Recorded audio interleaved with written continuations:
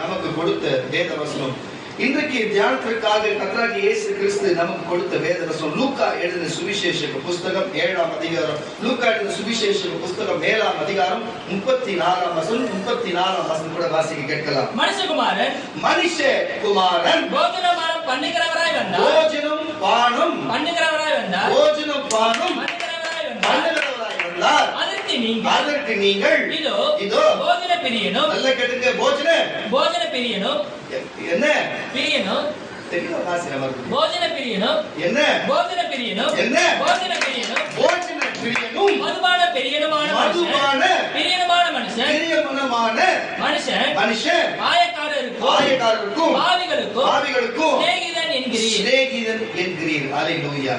பாருங்க, தேவனாகிய இயேசு கிறிஸ்துவை அங்க இருக்கிற பரிசேயர்களும் அங்க இருக்கிற மக்கள் எல்லாரும் கண்டு அவரை பார்த்து இவர் போஜனம் பானம் புசிக்கிறவராக வந்திருக்கிறபடியினாலே இவர் மதுபான பிரியரும் போஜனம் பிரியருமாய் இருக்கிறார் என்று அங்கிருக்கிற சுற்றுப்பட்டில் இருக்கிற மக்கள் சொல்லுகிறார்கள். ஏன் இவரை தனித்து போஜன பிரியரும் மதுபான பிரியரும் என்று சொல்லுகிறார்கள் என்று வழக்கத்தை நம்ம பார்க்கும் பொழுது என்ன காரியம் அங்க இருக்குன்னு சொன்னா, அதுக்கு முன்பு வந்த யோவான் ஸ்நானகன் அவர் ஒரு நசரேய விரதத்தில் இருக்கிறபடினாலே அங்க யோவான் ஸ்நானகன் அவர் மனுஷர்கள் வசிக்கிற இடத்திலே அவர் வாழாமல் அவர் காட்டிலே வாழ்கிறவராய் இருந்தார். எப்படி? அவர் வனாந்தரத்திலே வாழ்கிறவராய் இருந்தார். மனுஷர் வசிக்கிற இடத்திலே யோவான் ஸ்நானகன் வாழவில்லை. அவர் காட்டிலும் வனாந்தரத்திலும் வாழ்ந்தவராய் இருந்தார். அவர் திராட்சரசம் புசியாமலும் அவர் அப்பம் புசியாமலும் இருக்கிறவராய் இருந்தார்.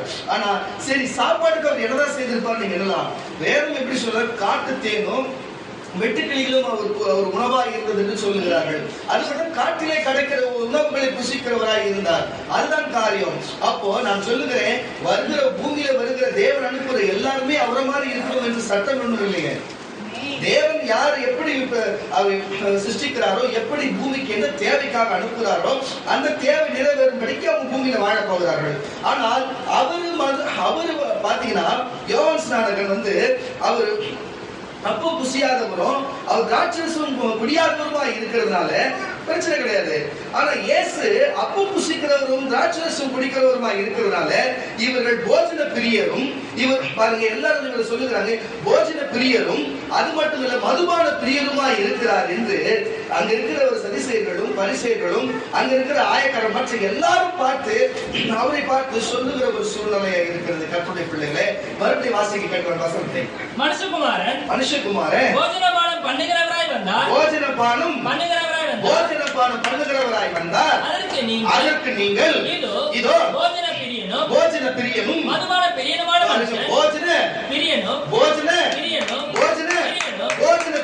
மதுபான பிரியனும் மனுஷன் ஆயக்காரருக்கும் பாவிகளுக்கும் சிநேகிதன் என்கிறீர்கள். அல்லேலூயா. நல்லா கேட்டுங்க. அவர் எதுவுமே சாப்பிடாததுனால அவர் விட்டாங்க. இவர் சாப்பாடு பாருங்க, அப்பமும் இவர் திராட்சரசமும் புசிக்கிறதுனால மதுபான பிரியரும் இவர் போஜன பிரியரும் என்று ஆயக்காரரும் பாவிகளுக்கும் இவர் நேசர், இவர் நண்பர் என்று சொல்லுகிறார்கள். அது அவங்க என்ன காரியத்தை சொன்னாங்களோ இல்லையோ எனக்கு தெரியல. ஆனா அவர் ஆயக்காரர்களுக்கும் அவர் பாவிகளுக்கும் நேசர் தான். அது எந்த மாற்றமே, என்ன ஒரு விசுவாசம், என்ன ஒரு கைவினை, என்ன ஒரு வாசிக்க கேட்கலாம். சீக்கிரம் டக்கு. அப்பொழுது இயேசு அவர்களுடனே கூட போனார். வீட்டுக்கு சமீபமான போது நூற்றுக்கு அதிபதி தன் சிநேகிதரை நோக்கி, நீங்கள் அவரிடத்திலே போய், ஆண்டவரே, நீர் வருத்தப்பட வேண்டாம், நீர் எத்தனை வசனம்? 34 வசனம் வாசிச்ச. அதுக்கு முன்னாடி வசனம் வாசி. 34 33 வாசி. எப்படியெனில் யோவான் ஸ்நானகன் பாருங்க, எப்படியெனில் யோவான் ஸ்நானகன் அப்பம் புசியாதவரும் திராட்சரசம் குடியாதவருமாய் வந்தார். அதற்கு நீங்கள் அவன் பிசாசு பிடித்திருக்கிறவன் பாருங்க. அவன் திராட்சரசம் குடியாதவனும் அவன் அப்பம் புசியாதவனா வந்தா அவன் பிசாசு பிடித்திருக்கிறவன் என்று சொல்லுகிறீர்கள். மனுஷகுமாரன் பண்ணுகிறவராய் வந்தார். அதற்கு நீங்க இதோ போஜன பிரியனும் மதுபான பிரியனுமாய் இருக்கிறான். ஆயக்காரருக்கும் பாவிகளுக்கும்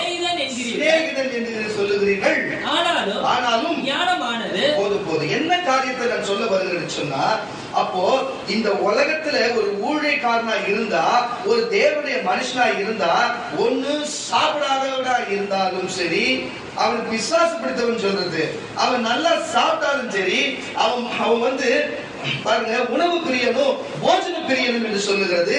அந்த நாட்களில் இஸ்ரவேலில் இப்படிப்பட்ட ஒரு சட்ட திட்டங்கள் இருக்கிறது. நான் உங்களை பார்த்து சொல்லுகிறேன், கர்த்தருடைய பிள்ளைகளே, போஜன பிரியன் பாருங்க, மதுபான பிரியன் சொல்லுகிறாங்க. இப்போ போஜன பிரியன் என்ற வார்த்தை பாருங்க, யாரு சதுசேயர்களும் பரிசேயர்களும் அங்க இருக்கிற யாரும் அதை பார்த்து, தேவனை பார்த்து, இயேசு கிறிஸ்துவை பார்த்து, மனுஷகுமாரனை பார்த்து இப்படிப்பட்ட ஒரு வார்த்தையை பேசுறாங்க. நான் சொல்லுகிறேன், கர்த்தருடைய பிள்ளைகளே, நான் உங்களுக்கு சொல்லுகிறேன், இந்த பிரியம் என்ற வார்த்தையோட பொருள் என்ன? பிரியம் என்ற வார்த்தையோட பொருள் என்ன? பிரியம் என்று சொன்னா அன்பை குறிக்கிறது, ஒரு பொருளை நேசிக்கிறதை குறிக்கிறது, ஒரு பொருளை விருப்பப்படுகிறது குறிக்கிறது. அத பிரியம் என்று சொல்லப்படுகிறது. உங்களுக்கு புரியுதா இல்லையா? பிரியம் என்றதுன்னா அவங்களுக்கு அது பிடிச்சிருக்குன்னு அர்த்தம். அப்போ மதுபான பிடிச்சா மதுபான பிரியனா இருக்கிறான், அவனுக்கு அப்ப பிடிச்சா அப்ப பிரியனா இருக்கிறான், பணம் பிடிச்சா பண பிரியனா இருக்கிறான். புரியுதா உங்களுக்கு? முன்னாடி உங்களுக்கு காது கேக்குதா? கடவுள் உங்களுக்கு காது கொடுத்திருக்கிறாரா?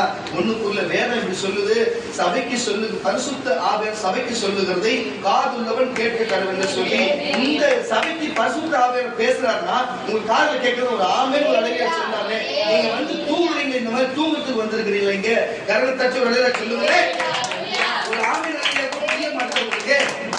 நான் சொல்லுகிறேன், கர்த்தருடைய பிள்ளைகளே, நான் சொல்ல வருகிற வார்த்தை என்னன்னு சொன்னா, அப்ப பிரியன் என்ற அர்த்தம் என்னவா இருக்கிறது? ஒரு அன்புபடுத்தி நேசித்து அதை உணர்ந்து அது எனக்கு வேணும், அது ஆசைப்படுறதுன்னு சொல்லி உங்களுக்கு புரிஞ்சுச்சு. அப்போ இயேசுவை பார்த்து அவங்க என்ன சொல்லுகிறாங்க? போஜன பிரியனும் மதுபான பிரியனுமா இருக்கிறான் என்று இயேசுவை பார்த்து சொல்லுகிறாங்க. கர்த்தருடைய பிள்ளைகளே, அப்போ இந்த உலகத்திலே அப்ப எதற்கெல்லாம் பிரியப்படணும், எதற்கு பிரியப்படக்கூடாது என்று சொல்லி சில காரியங்கள் இருக்கிறது. உண்மையாகவே பழைய ஏற்பாட்டின்படி, உண்மையாக வேதத்தின்படி ஒரு மனுஷன் போஜன பிரியனா இருக்கக்கூடாது என்றுதான் வேதம் சொல்லுகிறது. ஆனால் சொல்ல வேண்டிய ஆளை பார்த்து சொல்லணும். ஒரு போஜன பிரியனா இருக்கிறவனை பார்த்து அவர்கள் அந்த வார்த்தையை சொன்னா அவர் வாஸ்தவம், ஒரு மது பிரியனை பார்த்து சொன்னா வாஸ்தவம். ஆனால் போஜனத்தை உலக மக்களுக்கும் போஷிக்கிற ஒரு மனுஷகுமாரனை பார்த்து போஜன பிரியன் என்று சொன்னா ஏற்றுக்கொள்ள முடியுமா? ஒரு மனுஷனை நேசிக்க பிரியம் உள்ளவர் என்று சொன்னா கூட ஏற்றுக்கலாம். மனுஷனுக்காக தன் ஜீவனையும் தன்னோட சரீரத்தையும் கொடுக்க வந்தவர் என்று சொன்னால் அதுக்கு பிரியமா இருக்கிறார் சொன்னா ஏற்றுக்கொள்ளலாம். அவரை பார்த்து மதுபான பிரியனும் போஜன பிரியனும் என்று சொல்லுகிற வார்த்தை தவறான காரியமாக இருக்கிறது. ஆனால் வேதம் என்ன சொல்லுகிறது? ஒருவன் போஜன பிரியனாய் வாழக்கூடாது, மதுபான பிரியனாய் வாழக்கூடாது என்று வேதம் சொல்லுகிறது. அந்த சொல்லு செய்கிறவனை பார்த்து சொல்ல வேண்டும், செய்யாதவனை பார்த்து சொல்லக்கூடாது. உங்களுக்கு சொல்லுகிறேன், கர்த்தருடைய பிள்ளைகளே, ஒரு மனுஷன் நான் அடிக்கடி சொல்லுவேன், ஒரு சில பேர் வந்து சோறு கண்டடவா சொர்க்கம் என்று சொல்லி பாருங்க. இப்படித்தான் வாழவே கூடாது. சோறு கண்டட சொர்க்கம் வாழவே கூடாது. அந்த நாட்களில் இந்த வார்த்தை வந்தது காரணம், போஜன பிரிய, சோத்துக்கு ஆசைப்படுறவன், சோறு தான் போதனை அடிக்கிறவன். இந்த உலகத்தை மனுஷன் சம்பாதிக்கிறது எதுக்காக? உணவு புசிப்பதுக்கு தானே.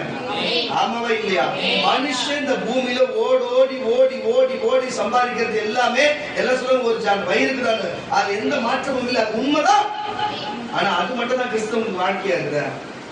தேவனை ஆராதிக்கணும், தேவனை துதிக்கணும், சுவிசேஷத்தை சொல்லணும், நல்லொழுக்கமாய் வாழணும், பரிசுத்தமா இருக்கணும், சபைக்கு வரணும், தேவனை தேடணும். இப்படிப்பட்ட பைபிளை வாசிக்கணும், பைபிள் வேதம் சொல்லுகிறபடி நம்ம நல்லொழுக்கமா நடக்கணும். அது நம்ம பிள்ளைகளுக்கும் நம்ம சார்ந்தவர்களுக்கும் போதிக்கணும். இப்படிப்பட்ட சட்டத்திட்டங்கள் நமக்கு கொடுத்திருக்கிறது. சோறு கண்ட இடம் சொர்க்கன்னு இந்த நாளில வாழ்கிறவர்கள் உங்களுக்கு தெரிஞ்சா யாருன்னா தேவகரை சொல்லிட்டோம். சோறு கண்ட இடம் சொர்க்கன்னு வாழ்றவங்க யாராவது ஒருத்தவங்க உங்களுக்கு தெரிஞ்சா சொல்ல. நான் அடிக்கடி சொல்றேன் சொல்றேன். நான் எதுக்கு சொல்றேன்? சோறு கண்ட இடம் சொர்க்கம் சொல்லி வாழ்கிறவங்க ஒண்ணும் கிடையாது, எங்கே இல்லை. யாரெல்லாம் பிச்சை எடுத்துட்டு சாப்பிட்டு அப்படியே படுக்கிறாங்களோ அவங்கதான் சோறு கண்ட இடம் சொர்க்கம். தப்பா வேணும் சொல்லி அப்படியே ரோட்டோரமா உட்காந்து இருப்பாங்க, கையெழுத்து பிச்சை எடுப்பாங்க, காசு வாங்கிப்பாங்க. உடனே யாரா அந்த மதியான நேரத்தில் கத்தர் யாருக்கா பேசுவார், யாரா ஒரு சாப்பாடு பட்டம் கொடுத்துருவாங்க, சாப்பிடுவாங்க, அப்படியே பட்டறையை போடுவாங்க, நல்லா படுத்துவாங்க. நல்லா அதோடு எழுதுப்பாங்க. நைட் ஒரு 6-7 மணிக்கு மேலே போனால் திருப்பி அதே மாதிரி கேட்பாங்க, நைட் சாப்பாடு வந்து சோறு கண்ட இடம் அங்கேயே படுத்துருவாங்க. புரியுதா? குளிக்க மாட்டாங்க, பல்லு தேய்க்க மாட்டாங்க, பாத்ரூம்ல பக்கத்துல போயிட்டு அப்படியே அங்கேயே படுத்துருவாங்க. இதுதான் பிச்சைக்காரங்களுக்கு இருக்கிறது. அவங்கள பொறுத்த வரைக்கும் சோறு கண்ட இடம், அந்த இடமே அந்த சுற்றுப்பட்டு, அப்பா இது நல்ல இடம்டா, இங்க நின்னா இந்த நேரத்துல சாப்பாடு வரும், இந்த நேரத்துல வந்து பெரிய பெரிய ஆளுங்க நமக்கு பணம் கொடுப்பாங்க, டீ கொடுப்பாங்க, அது கொடுப்பாங்க, இது கொடுப்பாங்க, அந்த இடமே அவங்களுக்கு என்ன இருக்கும், சோறு அவங்களுக்கு கண்ட உடனே அங்க இருக்கிற இடமே அவங்களுக்கு சொர்க்கமா மாறிடும். அல்லேலூயா. அதுக்கு மேல எதுவும், அதுக்கு ஒரு போட்டி வேற, வேற யாருன்னா பிச்சைக்காரங்க வந்தா அங்க தொத்துவாங்க, நீ எதுக்கு இங்க வர, நீ வேற இடத்துக்கு போன்னு சொல்லு. புரியுதா இல்லையா? இதுதான் சோறு கண்ட இடம், சொர்க்கமா இருக்கிற ஆட்கள். இதனால நான் பார்த்து சொல்லுவேன், சமீபத்தில் இருக்கிற நம்ம நேசிக்கக்கூடிய ஒரு சிலர் கூட அப்படிதான், அவங்களுக்கு ஒரு 3 நாள் சோறு தான் போதும், அங்கேயே சட்டையை கேட்டுருவாங்க.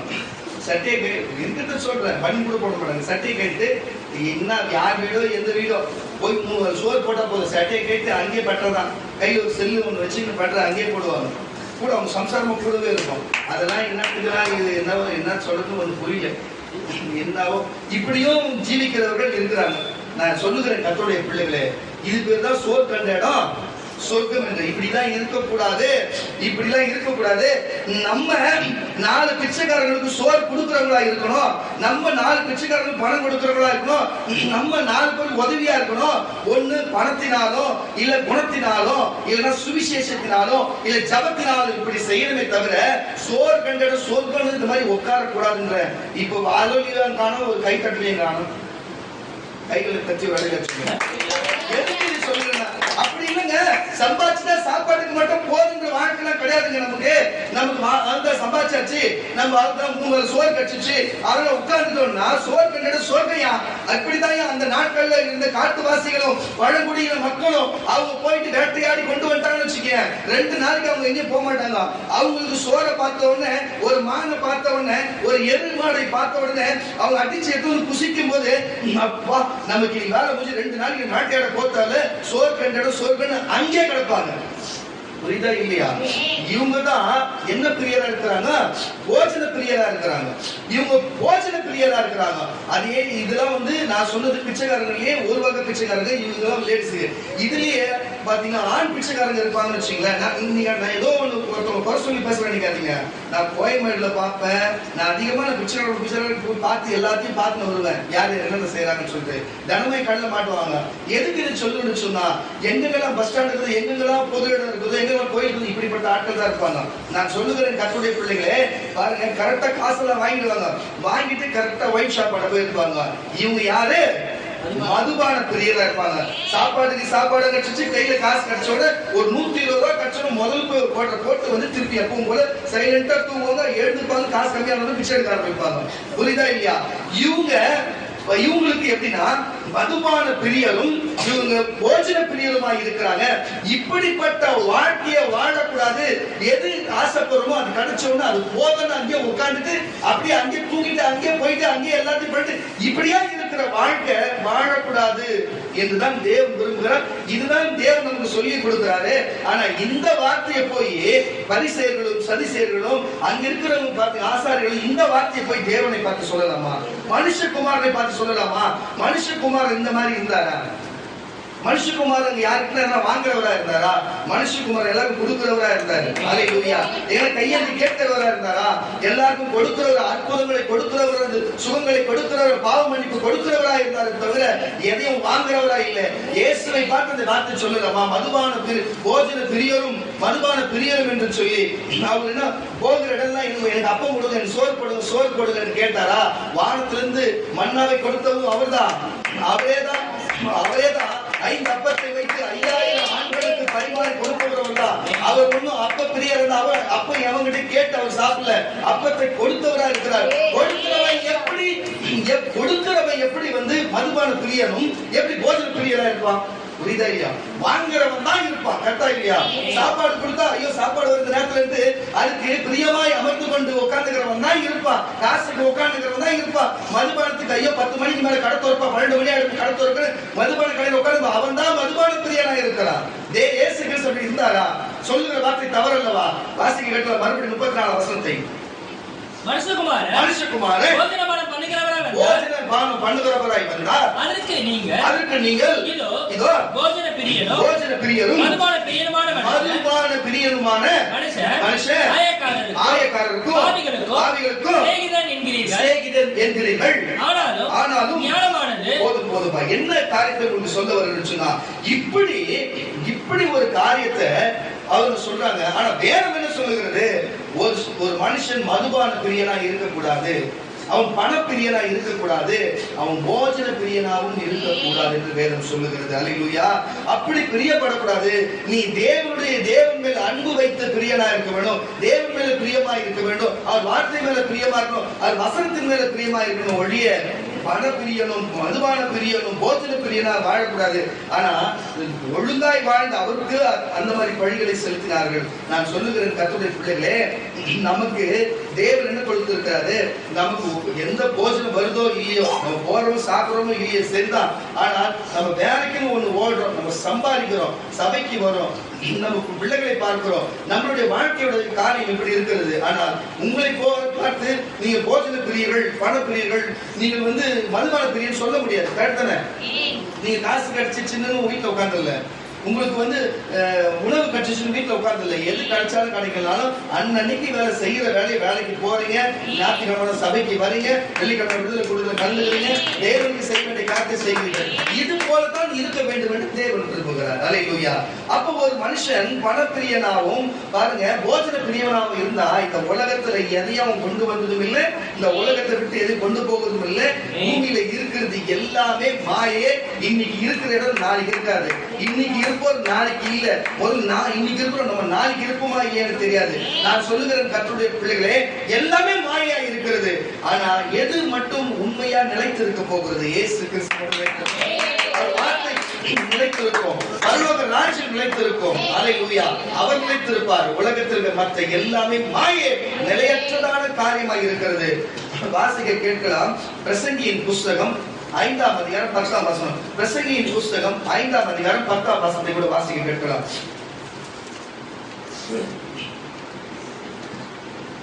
சீக்கிரம். பணப்பிரியன் என்னப்பா?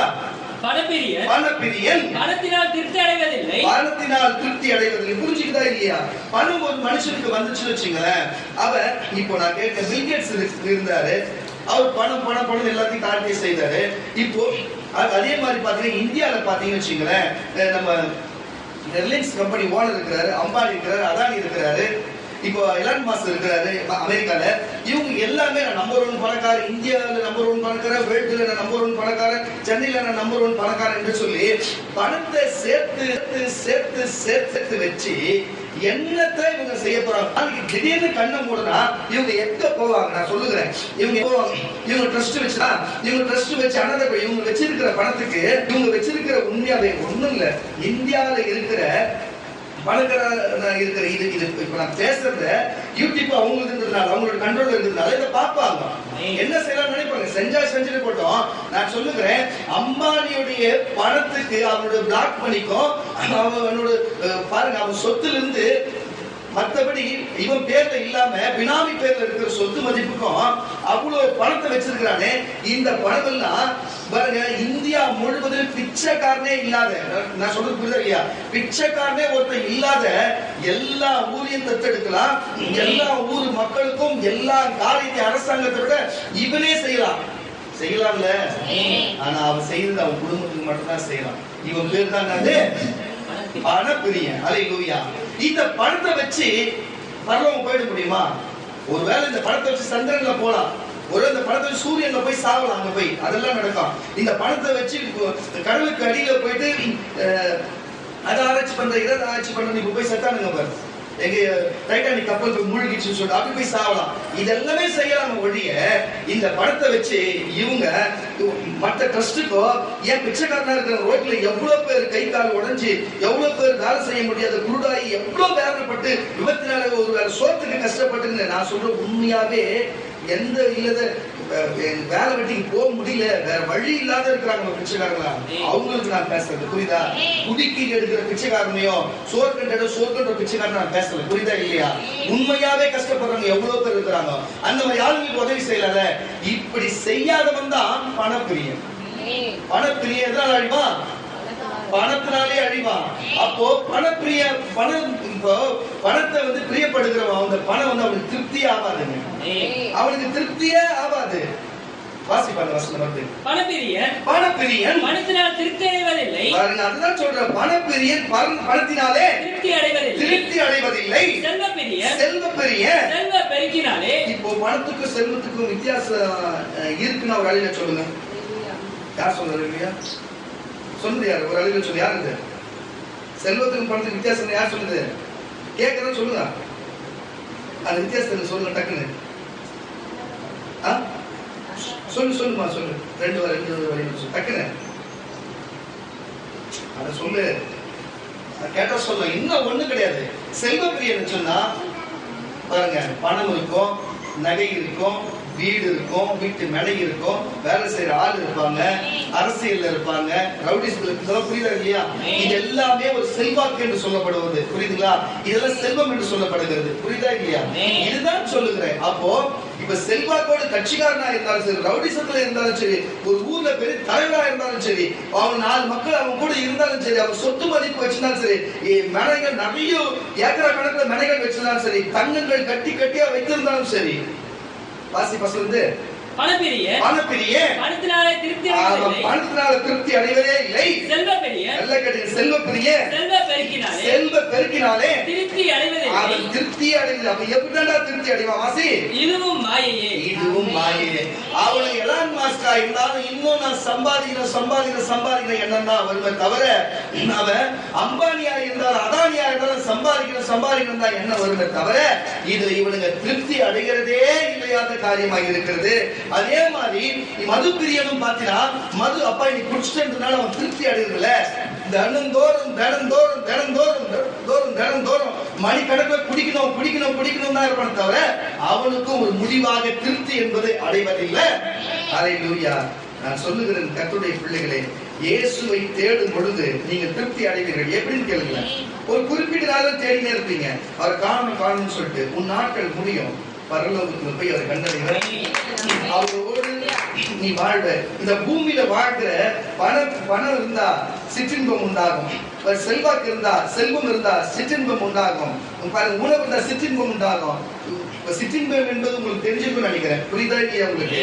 போயிட்டு இப்ப இருக்கிறது பப்புக்கு போவாங்க, அது மட்டும் இல்லாத ஹோட்டலுக்கு போவாங்க, சில தீவுகளுக்கு போவாங்க, இந்த மாதிரி காரியத்துக்கு போவாங்க. இதுக்கு எல்லாத்துக்கும் பணம் தேவைப்படும், செல்வங்கள் தேவைப்படும். உங்களுக்கு புரியுதா இல்லையா? அங்க சுவையான பாருங்க போஜனம் இருக்கும். புரியுதா? விதவிதமான வெளிநாட்டுல போஜனம் உண்டாகும். அப்ப போஜன பிரியனும் அங்கதான் போயிருப்பான். அப்ப பணம் பிரியன் அங்க பணம் தான் போக முடியும். புரியுதா? செல்வ பிரியனும் அங்கதான் இருப்பான்.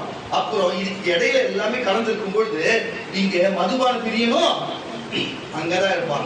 இவனுங்களுக்கு எதுவுமே இறுதி வரைக்குமே திருப்தியே அடையாது. அல்லேலூயா. திருப்தியே அடையாது. அல்லேலூயா. எளிதாக இங்கிருந்து தேவனை ஏற்றுக்கொண்டு தேவனை போய் தேவனை பின்பற்றி தேவனை போய் சேருகிறாங்க. அவங்கதான் பேரின்பத்தை அடைவார்கள். அல்லேலூயா. இந்த உலகத்தில் எல்லாம் சிற்றின்பம் தான். நீங்க எத்தனை விஷயங்களை குறித்து கேள்விப்பட்டிருக்கீங்களா எனக்கு தெரியல. எத்தனை ஞானிகளை குறித்து கேள்விப்பட்டிருக்கீங்களா தெரியல. சித்தர்களை குறித்து கேள்விப்பட்டிருக்கீங்களா தெரியல. இந்த உலக தமிழ் பண்பாட்டின்படி, இங்க தமிழ்நாட்டில் இருக்கிற கலாச்சாரத்தின்படி எல்லாரும் சொல்லுகிறது, அவங்க வைத்திருக்கிற வேதத்தில் சொல்லுகிற ஒரு காரியம் என்னன்னா, ஒரு மனுஷனுக்கு 7 ஜென்மங்கள் உண்டு அப்படின்னு சொல்லுகிறார்கள். ஒரு இடத்துல பாத்தீங்கன்னா, ஒரு மனுஷனுக்கு அவன் முக்தி அடைகிற வரைக்கும் அவனுக்கு 1000 ஜென்மம் கூட இருக்கும் அப்படின்னு சொல்லுகிறது உண்டு. எது உண்மையோ எது எப்படியோ, ஆனா 7 ஜென்மம் என்பதை நான் ஏற்றுக்கொள்ளுகிறேன். எப்படி நான் சொல்றது கேளுங்க. நான் சொல்ற வரது பாயிண்ட் புரிஞ்சுங்க. 7 ஜென்மம் என்று சொல்லி அந்த சித்தர்கள் பாத்தீங்கன்னா, அவங்க காத்திருந்து தவம் இருந்து உபவாசத்திலிருந்து அவங்க தேவர்களை மன்றாடி இருந்து மனுஷனை விட்டு தனித்திருந்து மலைகளுக்கும் காடுகளுக்கும் மலர்ந்தத்தில் போய் தவம் இருந்து அங்கு தேவனுக்காக காத்திருந்து தன் வாழ்க்கையை தன் தவத்துக்காக இழந்து இறுதியில பாத்தீங்கன்னா அவங்க மோட்சம் அடைவாங்க. புரியுதா இல்லையா? அப்போ ஒரு அசாதாரண சக்தி படைத்தவள மாறி அதுக்கப்புறம் என்ன செய்வோம்னா, நான் இதுக்கப்புறம் மனுஷனா மறுபடியும் பறக்கவே கூடாது, நான் இதோட முக்தி அடைந்து சித்தி பெறணும்னு சொல்லிட்டு அதோட அவங்க வந்து காத்தோட காத்தா கலந்தது போல அவங்க தேவனுடைய பர்வதத்துல போய் சேர்ந்தது போல அப்படிதான் வரலாறு சொல்லுகிறேன், எழுதியிருக்கிறத சொல்லுகிறேன். 18 சித்தர்களுடைய வரலாற்றிலே பார்த்தா இப்படிப்பட்ட காரியம் இருக்கிறோம். சொல்ல வரல புரிஞ்சுங்க.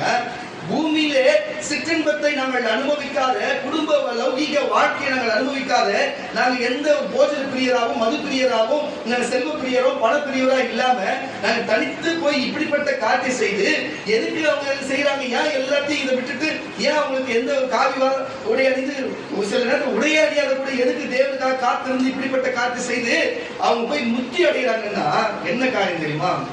அவங்களுக்கு இந்த பூமியில சிற்றின்பம் வேணாம், எனக்கு இந்த உலகம் காணாத பேரின்பம் வேணும் என்று விரும்பி போகிறார்கள். அல்லேலூயா.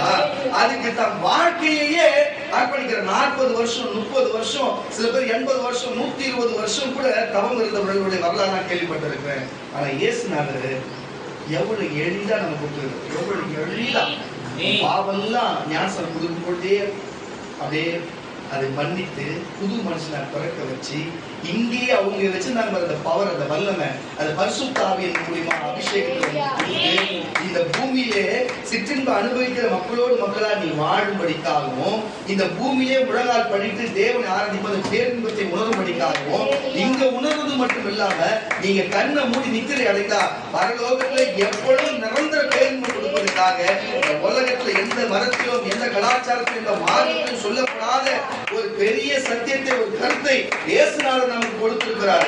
தயவு செய்து கரங்கள் தட்டி விளைச்சோம் புரியாத ஜனமே, மதிப்பெண் ஜனமே புரிஞ்சுக்கோ.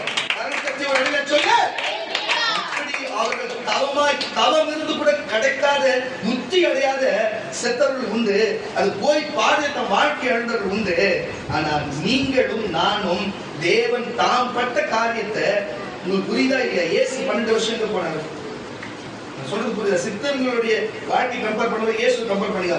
இயேசு 12 வருஷம் போனார். 12 வயசுக்கு அப்புறம் 30 வயசு வரை இடையில எங்க இருந்தாரு? அதெல்லாம் வரலாறு இருக்குதா? பைபிள்ல வரலாறு இருக்குதா? 12 வயசுல இருந்தா அவர் இந்த மாதிரி இருக்கும். 12 வயசுல இருந்து கரெக்டா 30 வயசு யோவான் சொல்ற ஞானஸ்நானத்தை தான் தெரியும். அதுக்கு இடையில எங்க இருந்தார்? தேவனுக்கு காத்திருந்தார். அல்லேலூயா. தேவனுக்கு காத்திருந்தார். அல்லேலூயா. நான் சொல்லுகிறேன், அப்படி கூட நமக்கு வைக்கல. அவர் நம்பினா போதும், அவர் நம்பினா போதும். உலக சிற்றின்ப பேரின்பத்தை இந்த உலகம் கொடுக்க கூடாத அந்த அனுபவத்தை கொடுக்க கர்த்தர். நாங்களாம் இன்றைக்கும் நாங்கள் எவ்வளவு பிரச்சனை, எவ்வளவு சோதனை, துன்ப துயரம் வந்தாலும் ஓடனா அந்த டேஸ்ட் நாட்கள் லேசா எங்களுக்கு அந்த பேரின்ப டேஸ்ட் நாட்கள் தரனால அந்த ருசி எங்களுக்கு விடாதுதா. அது நாங்கள் இன்னும் எங்களுக்கு வேணும் வேணும் எங்களுக்கு எங்க உணர்வோம், எங்க சிந்தனைகளும் அதை தேடி ஓடுகிறது. நீங்க ஒரு நாள் அது ஒரே ஒரு துளி ஒரு ஸ்பூன் நீங்க சாப்பிட்டீங்கன்னா அந்த பேரின்பத்தோட மகிமையை உங்களால உணர முடியாது. அதோட அதுக்குள்ள கொஞ்சம் எனக்குள்ள இருக்கிறதுனால தான் கர்த்தர் இன்னைக்கு அநேக சூழ் கொடுக்கிறார். பேசுறாரு.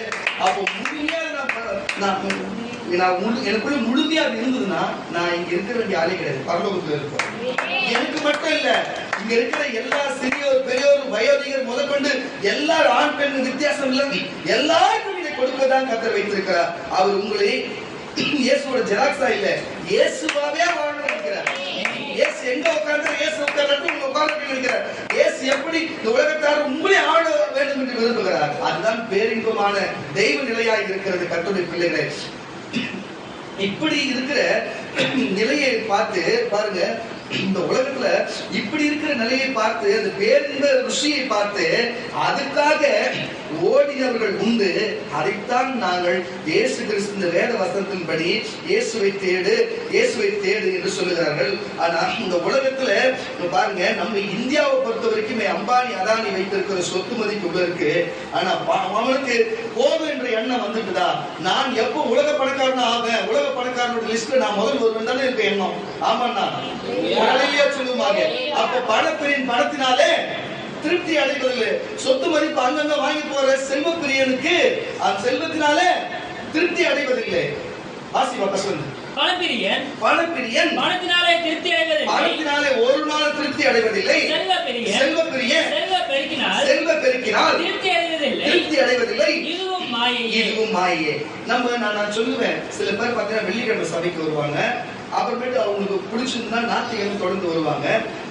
சில பேர் பாருங்க, சில பேர் வெள்ளிக்கிழமை வந்துட்டே இருப்பாங்க, சில திடீர்னு வராத போயிடுவாங்க. சில பேர் ஞாயிற்றுக்கிழமை வந்து திடீர்னு வராத போயிடுவாங்க. இதுக்கெல்லாம் நோக்கம் நான் சொல்றேன் பாருங்களேன், இவங்களுடைய வேண்டுதல் எதனா இருக்கும். நம்ம தீர்க்கதரிசனமா சொல்லியிருப்போம், இவங்க வேண்டுதல் இருக்கும், எதனா நோய் இருக்கும், யாருக்கு எதாவது பிரச்சனை இருக்கும், ஜெபம் பண்ணியிருப்போம், அவங்களுக்கு சரியாயிட்டு இருக்கும். அந்த 2 விசுவாசமா எக்ஸ்ட்ரா ஒரு 2 வாரம் வருவாங்க, அதுக்கப்புறம் போயிடுவாங்க. சில பேருக்கு சரியாயிருக்காது, அந்த அர்த்தம் நடந்திருக்காது, அதனால கோச்சிங் வராம போயிடுவாங்க. நான் சொல்லுகிறேன், இயேசுநாதர் சுகம் கொடுக்கதான் வந்தாரா? இயேசுநாதர் பிசாசு ஓட்டதான் வந்தாரா? நான் கேட்கிறேன், இதுதான் வந்தாரா? பாவ மன்னிப்பு, பரலோக ராஜ்யம், நித்திய ஜீவனை கொடுக்க வந்தார். உனக்கு சிற்றின்ப வாழ்க்கையை விட்டு பேரின்ப வாழ்க்கையை கொடுக்க வேணும்னு வந்தவரை எதை நீ புடிச்சுக்கணுமோ, எதை நீ பெற்றுக்கணுமோ அதுக்கு புத்தி இல்லாத தெரியல. எனக்கு நோய் சரியாகல, எனக்கு பேய் சரியாகலன்னு போனா என்ன அர்த்தம்? நீ இதை தேடு. முதலாவது ராஜ்யத்தையும் நீதியும் தேடுங்கள், இவை யாவும் உனக்கு கூட கொடுக்கப்படும். யாருக்கு சுகம் கொடுக்கப்படும், பிசாசின் விடுதலை கொடுக்கப்படும். உனக்கு கர்த்தர் ஆசீர்வதிக்க கொடுப்பார். ஆனா முதலாவது ராஜ்யத்தையும் நீதியும் தேடுங்கள் சொல்றாரு. ஹல்லேலூயா. அதனால தான் நிறைய பேர் திடீர்னு வருவாங்க, திடீர்னு போயிடுவாங்க, திடீர்னு வருவாங்க, திடீர்னு போயிடுவாங்க. ஆனா நீங்க மட்டும் எப்பவுமே இருக்கிறீங்கன்னா, ஹல்லேலூயா, நீங்க எல்லாம் அதெல்லாம் கடந்துட்டீங்க. நீங்க இனிமே உங்களுக்கு இயேசுவை செஞ்சாலும் எனக்கு பரவாயில்ல, செய்யலனாலும் பரவாயில்ல. நான் இயேசுக்கு பிள்ளை, இயேசுக்கு அப்பா. நான் கண்ணு முன்னா பரவாயில்ல வளர்க்கிறேன். நீங்க அந்த இடத்துக்கு வந்தீங்க. அதனால இன்னைக்கு நான் சொல்றேன், உங்களை ஒண்ணுமே பண்ண முடியாது பிசாசால. எந்த மனுஷனும் ஒண்ணுமே பண்ண முடியாது. அவ்வளவுதான். இப்போ நீ என்னென்னலாம் ஜெபிக்கிறியோ அதெல்லாம் கொடுப்பாரு. நீ என்னென்னலாம் ஜெபிக்கிறியோ கொடுப்பாரு. ஏன் அந்த கட்டத்தை தாண்டிட்டீங்க நீங்க. உங்களை இதுக்கு மேல நேரத்தை சோதிக்க முடியும் பிசாசு. சோதிக்கிற எல்லா அவங்க கிட்ட இருக்கிற எல்லா அஸ்திரத்தையும் பயன்படுத்திட்டா எல்லாமே போய் நிராயுதபாணியா நிக்கிறான். இதுக்கப்புறம் எந்த அஸ்திரத்தை உனக்கு பயன்படுத்த போற? ஹல்லேலூயா. நீ தான் கர்த்தனுக்கு கேடகம் உன் பக்கத்துல இருந்து எல்லா அஸ்திரத்தையும் தடுத்து போட்டாரு. இருபதும் கருத்துள்ள பட்டயத்துக்கு ஒரு கருத்தும் ஒரு கருத்துல கேடயத்தை கொடுத்திருக்கிறாரு. இப்ப கட்சியை கட்டி வச்சிருக்கிறாரு. இப்போ யுத்தத்துக்கு இறங்கி நீ யுத்தத்துக்கு இறங்க நினைச்சா படைகளை பின்னோக்கி ஓடிக்கிறோம். நீ பணத்தின் மேல பிரியமில்லை, செல்வத்தின் மேல பிரியமில்லை. உனக்கு இருக்கிற ஒரே பிரியமானது இயேசு கிறிஸ்து ஒருவரே. போகக்கூடிய இடம் பரலோகம் ஒன்றே. ஹல்லேலூயா. இப்படிதான் நீங்க வாழ்ந்து இருக்கிறீங்க கர்த்தருடைய பிள்ளைகளே. நான் நிறைய பேர் எத்தனை பேர் இயேசு வருவாங்க, ஐயோ ஊழியக்காரர்கள் ஜெபம் அப்படி வருவாங்க. அவங்களுக்கு ஒரு சின்ன ஒரு சோதனை இருந்தா போதும். ஏன் அவங்களுக்குன்னா அவ்வளவுதான் அவங்களுடைய எல்லை. அவங்களுக்கு அவ்வளவுதான் தாங்க முடியும். ஒரு மனுஷனுக்கு மயக்கம் இருந்து ஒருத்தங்களுக்கு 10% கொடுக்கலாம், சரி 8%, 7% கொடுக்கலாம், சில 2%லயே குத்தோட மயக்கம் போட்டு வந்துருவாங்க. புரியுதா இல்லையா உங்களுக்கு? இப்படி சொன்னா ஒருத்தன் கோட்டை சாப்பிட்டா நிற்பான், கோட்டைக்குள்ள கட்டி சாப்பிட்டா விழுந்துருவான், சில 2 கோட்டை சாப்பிடுவான், சில ஆஃப் சாப்பிடுவான், ஃபுல் சாப்பிடுவான். புரியுதா இல்லையா?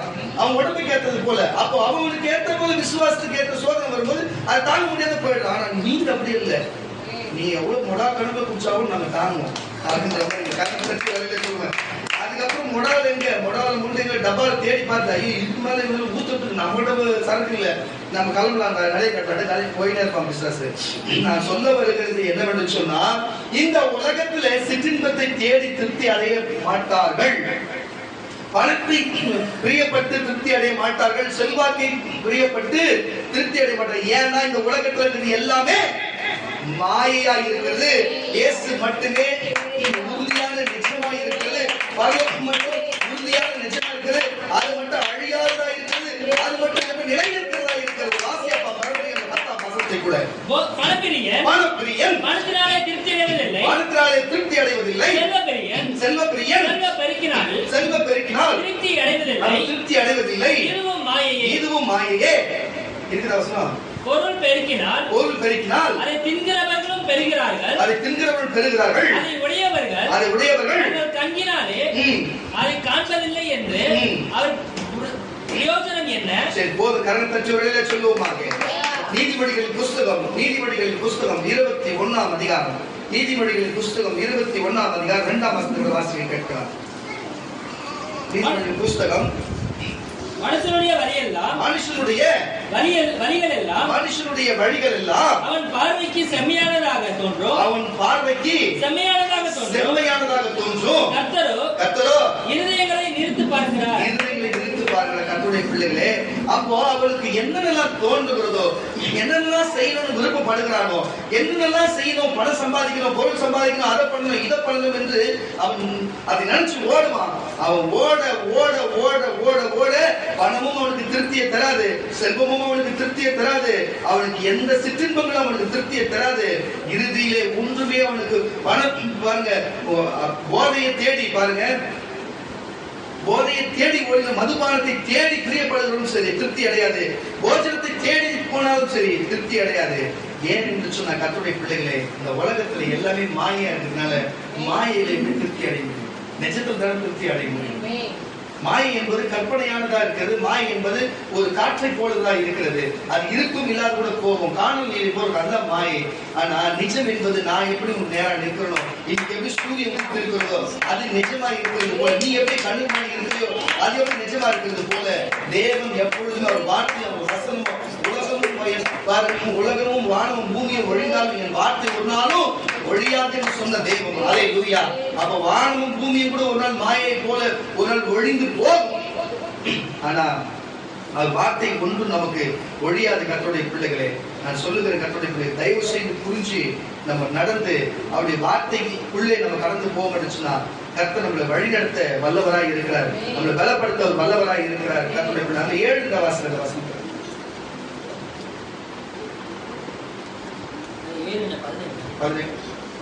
17 19 தான். நீதிமொழி 21:17. சிற்றின்ப பிரியன் தரித்திரனாவான். நல்லா கேட்டுங்க, கரங்களை தட்டி ஒரு அல்ல சொல்லுங்க. இந்த பூமியிலே இங்க கிளப், இங்க பப்பு, இங்க இந்த தீவு, அந்த மாலத்தீவு, இந்த தீவு, இங்க அங்கன்னு சொல்லி இந்த சிற்றின்பத்துக்காக பாருங்க, பணப்பிரியராகவும் செல்வ பிரியராகவும் சிற்றின்ப பிரியராகவும் இது மாதிரி இருக்கிறவர்களுக்கு என்ன வார்த்தை வருது? மறுபடியும் பசந்து வாசி. சிற்றின்ப பிரியன் தரித்திரனாவான். பாருங்க, சிற்றின்ப பிரியன் ஒரு நாள் தரித்திரனாவான். மதுபானத்தையும் எண்ணெயையும் விரும்புகிறவன் ஐஸ்வர்யவானாகிறதே இல்லை. அல்லேலூயா. இந்த புரிதல் அவன் திருப்தி அடைய மாட்டான். அவன் விழுந்தான். ஆனா இந்தியே இயேசுவின் பாதத்தில் விழுந்து இயேசுவை ருசிக்கணும், அவர் வசனத்தை ருசிக்கணும், அந்த பேர் மிட்ட காரணம் வருகிற ஒருவனும் பெருமையை போனதே இல்லை. அல்லேலூயா. அவனுக்கு அழிவே இல்லை. அல்லேலூயா. அவனுக்கு நித்திய ஜீவன் உண்டு. இவர்கள் எல்லாம் ஒரு நாள் செத்து போவான், மரணம் உண்டு, நரகம் உண்டு. ஆனா இயேசுவை சொல்ல, எனக்காக தன் ஜீவனை இழக்கிறவன் அது மறுபடியும் நித்திய ஜீவனை பெற்றுக் கொள்வான் என்று சொல்லுகிறார். அவரை நம்பி தேடி வரும் கண்டாய் நித்திய ஜீவன். நித்தியம் என்று சொன்னால் எப்பவும் என்று அர்த்தம். சிறுஜீவன் சொன்ன எப்பவும் என்று அர்த்தம். சாகா வரம் என்று அர்த்தம். புரியுதா இல்லையா? அப்படி நமக்கு நித்திய ஜீவனை கொடுக்கிறார். நித்திய ஜீவன் மட்டும் கொடுத்தது மட்டும் அல்லாம அந்த நித்திய ஜீவன் இருக்கிற ஒரு ஆவிக்குரிய சரீரம் தங்குவதற்கு பரலோகத்துல வீடு இருக்கிறது, அங்க அரசாங்கம் ஒரு ராஜ்யம் இருக்கிறது, அங்க சந்தோஷமா எல்லாம் வாழுது. அதனாலதான் நம்ம பாவம் பண்ணிப்போ பரலோக ராஜ்யம் நித்திய ஜீவனை கொடுக்கிறதா இருக்கிறார். அல்லேலூயா. கரணத்தச்சு வழியில சொல்லுவாங்க.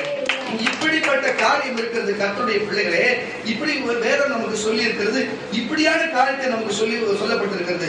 அதே நீதிமொழிகள் புஸ்தகம் 23ஆம் அதிகாரத்தில், நீதிமொழிகள் புஸ்தகம் 23ஆம் அதிகாரம் 2ஆம் வசனத்தை வாசிக்க கேட்கிறோம். நீ போஜன பிரியனாய் இருந்தால் உன்னுடைய தொண்டையிலே கத்தியை வை. அவருடைய ருசியுள்ள பதார்த்தங்களை எல்லாம் கேட்டுக்கொள்ளுங்க. யாருன்னு சொல்றாங்க? அவருடைய ருசியுள்ள பதார்த்தங்களை நிச்சயாதே. அவருடைய ருசியுள்ள பதார்த்தங்களை ஆசைப்படாத. அவைகள் கள்ள போஜனமாக, கள்ள திருட்டு போஜனமாகும். ஐஸ்வர்யமாக நான் பணக்காரனாக இருக்க வேண்டும் என்று விரும்புகிறவன் ஆசைப்படாதே. சுய புத்தியை சாராதே. இல்லாமல் போகும் பொருள் வசி. நீ ஒரு அதிபதியோடு நல்ல கேட்டுங்க, நீ அதிபதியோடு போஜனம் பண்ண உட்கார்ந்தால், நல்ல கேட்டுங்க, போஜனம் பண்ண உட்கார்ந்தா உனக்கு முன்பாக இருக்கிறதை நன்றாய் கவனித்து நல்லா பாரு. உங்களுக்கு ஃபுல்லா வகையா வச்சிருப்பாங்க. பெரிய ஹோட்டலுக்கு ஒரு பெரிய பணக்காரன் எடுத்து போனா அப்ப நீ அதை கவனித்து பாரு. நீ போஜன பிரியனாய் இருந்தால், சாப்பாட்டு பிரியனாய் இருந்தா உன் தொண்டையில கத்தி வை. தொண்டைக்குள்ள கீழே போக கூடாது என்று கத்தியை வை. அவருடைய ருசியுள்ள பதார்த்தங்களை வச்சிருக்கிற ருசியுள்ள பதார்த்தங்கள் நிச்சயாதே, ஆசைப்படாதே. சாப்பிடணும்ட்டு அவைகள் நல்ல போஜனமா இருக்கும். ஐஸ்வர்யவானாக வேண்டும் என்று, ஐஸ்வர்ய பணக்காரனாக வேண்டும் விரும்புகிறவன் ஆசைப்படாததுக்காக சுய புத்தியை சாராதே, சொந்த புத்தியை சாயாதே. இல்லாமல் போகும் பொருள் மேல், இல்லாத போகிற பொருள் மேலே உன் கண்களை பறக்க விடுவானே. அதுதான் சொல்றேன். இந்த உலகத்துல எல்லா மனமும் பொருளும் ஒரு நாள் மாய போகுது. அது கண்களுக்கு முன்னால பறக்க போகிற பொருள் மேல பறக்க விடுவானே. அது கழுகுகளை போல சிறகுகள் தனக்கு உண்டு பற்றி கொண்டு ஆகாய மார்க்கமே பறந்து போகும். அதுதான் சொல்றேன். அது உங்ககிட்ட நிலைக்காது, தேடினார் உன்னை விட்டு போகும். ஆனா இயேசு மட்டும்தான் பரலோகத்தை விட்டு பூமியில இறங்கி நமக்கு தேடி வந்ததே. அல்லேலூயா. மற்றவர்கள் நம்ம தேடி போகிறதா இருக்கணும். இயேசு மட்டும்தான் நம்மளை தேடி வந்ததே. என்ன ஒரு விசுவாசம்!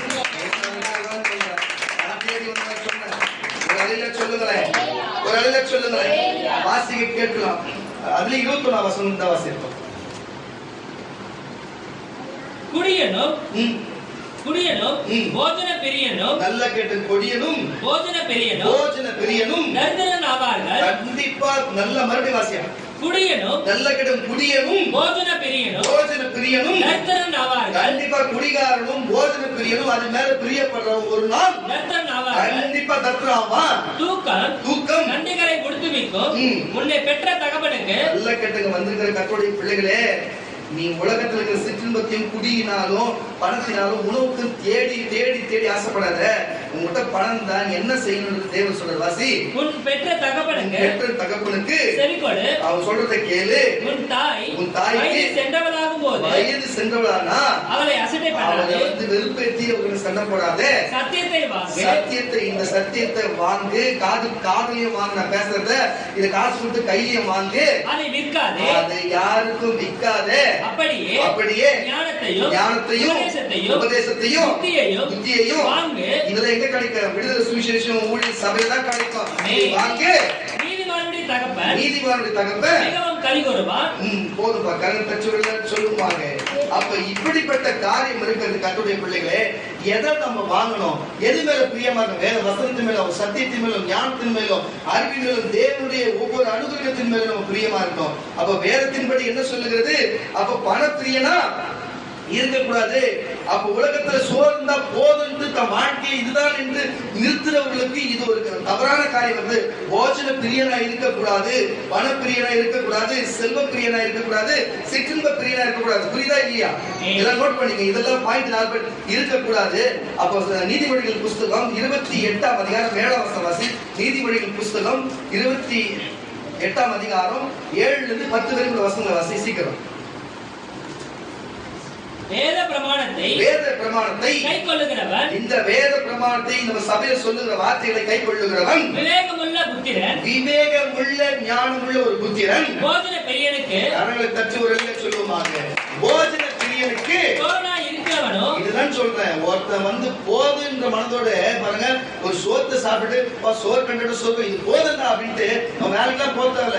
எங்க சர்ச்சுக்கு போய் ஜபம் பண்ணி அவருக்கு இப்படி போய் மூக்க சுத்தி வாயை தொடர்றத விட, காலை தொடர்றத விட இப்படியே தொட்டுலாம் வாய் அப்படின்னு சொல்லிட்டு வீட்லயே சாப்பிட்டு வீட்லயே பட்டையை போடுறோங்கிறவரு. இப்படிப்பட்ட ஆளுக்கு பாஸ்டர் விக்கி மாதிரி ஆளுங்க, கேட்டா பேசுங்க, விக்கி மாதிரி ஆளுங்க இந்த மாதிரி போஜன பிரியனுக்கு கூட கொஞ்சம் எச்சரிக்கையா இருக்கணும். அப்படி சொல்ல உண்மைதான். வந்து இப்படி இருக்கிறவங்களுக்கு உஷாரா இருக்குன்னு சொல்றேன். புரியுதா இல்லையா? நீதான் திருந்தலையா? அப்போ நீ திருந்தின்னு நினைச்சிருந்தா திருந்தலையா? சோறு முக்கியம் தான்யா. நீ திருந்திட்டு ஒரு அழகா சொல்லு. அப்போ நீ வந்து இப்படிப்பட்ட ஒரு போஜன பிரியனா இருக்கிற வந்து எச்சரிக்கையா இருக்கும். 12% வாசி புரியுதோ? வேத பிரமாணத்தை கைக்கொள்ளு. அப்ப நீ கைக்கொள்ளு, நீ தான் கை வச்சிருக்கிற. அப்ப வாசிக்கிறல. இப்ப எல்லாரும் அதான் சொன்னேன். அதை கைக்கொள்ளு நடக்கிறவன் விவேகமுள்ள புத்திரன். போஜன பிரியனுக்கு அவனுக்கு தோழனா ஃப்ரெண்டா இருக்கிறவன் தன் தகப்பனையே அவமானப்படுறான். அநியாய வட்டியினாலும் ஆதாயத்தினாலும் ஆசையை பெருக பண்ணுகிறவன். நோட் பண்ணிங்க. பெருக பண்ணுகிறவன் தரித்திரர் பேரில் இறங்குகிறவனாக அதை சேகரிக்கிறான். வேதத்தை கேளாதபடி தன் செவியை விளக்கிறவனுடைய ஜெபமோ அருவருப்பானது. புரிஞ்சுச்சா இல்லையா? அப்ப இந்த மத்தேயும் மார்க்கு யோவான் லூக்கால சொல்லப்படுகிற வேத வசனத்தை நான் போதிக்கும் பொழுது இதை கேட்டு நீங்க நடக்காதவங்களா இருந்தா நீ பண்ற ஜெபம் தேவனுடைய பார்வையில அப்படின்னு துப்புனா அதுக்கு பேர் அருவருப்பானது. இன்னொன்னு கூட நான் சொல்லுவேன், அது வேணும்னு நினைக்கிறேன். புரியுதா இல்லையா? அப்படி இருக்கும் உன் ஜெபம். புரியுதா இல்லையா?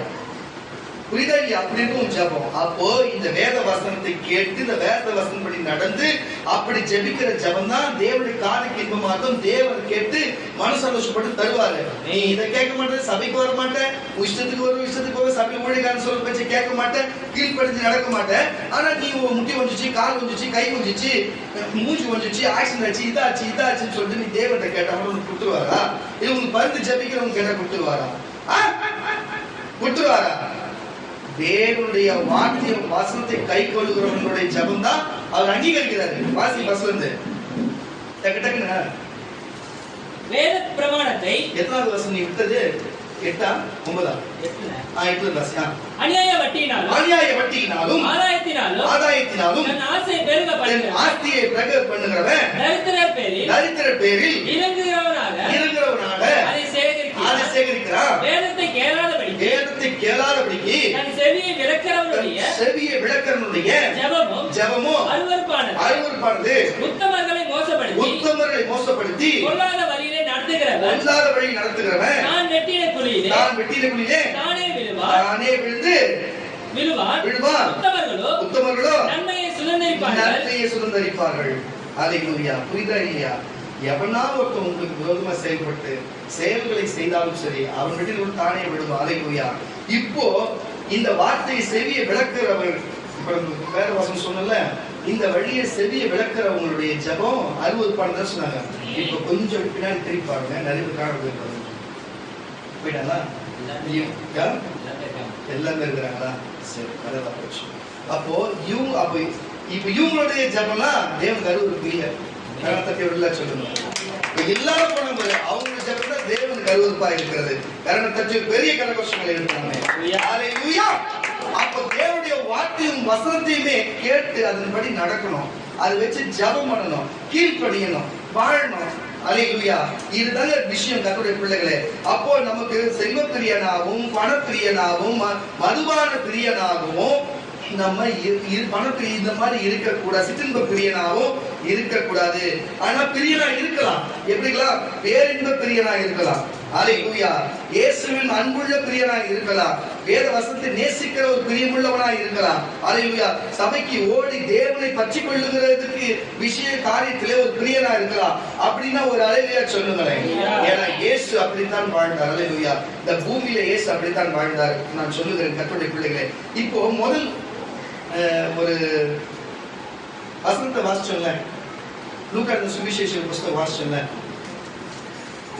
லூக்கா சுவிசேஷ புஸ்தகம் 7ஆம் அதிகாரம் 34 வாசிச்சோம். கொஞ்சம் எடுத்துக்கப்பா. பியூரா நீ எடுத்துக்கணும். விக்கி தொடர்ந்து போ. நீ எடுத்துக்கிட்டாங்க. லூக்கா சுவிசேஷ புஸ்தகம் 7ஆம் அதிகாரம் 34 வசனம். சீக்கிரம் எடுத்துங்க. வாசி. மனுஷகுமாரன் போஜனம் பண்ணுகிறவராய் வந்தார்.